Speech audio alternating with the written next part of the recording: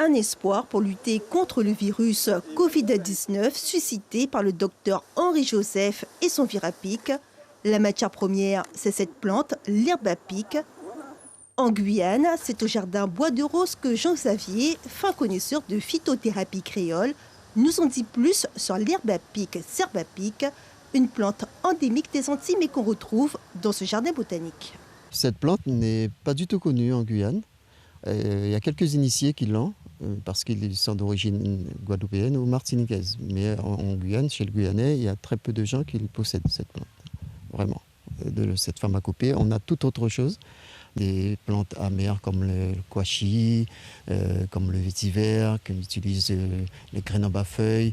Donc il y a toute une série, et puis en fonction des origines, amérindiennes ou aloukou, les gens utilisent certaines plantes pour se prévenir de cette maladie. Liliane Louison a créé ce jardin typiquement créole où les plantes médicinales ont une place de choix. Elle a également consacré un livre à la phytothérapie, l'herbe à pic, elle connaît bien. Ça fait à peu près 5 ans que je l'ai. Je faisais des plans, les gens prenaient comme ça, mais sans bien savoir ce que c'était exactement. Je disais pour la fièvre, c'est bon, pour la grippe, c'est bon, nettoyer le froid, c'est bon. Et puis bon, là, ça a éclaté avec le passage à la télé. Donc depuis dimanche, c'est des coups de téléphone, des personnes qui arrivent. Mais on a eu beaucoup auparavant des plans. Mais en ce moment, ils sont très jeunes, ils ne sont pas encore prêts à la vente. Dans cette officine, les ventes de Virapique ont explosé depuis l'annonce du docteur Henri Joseph.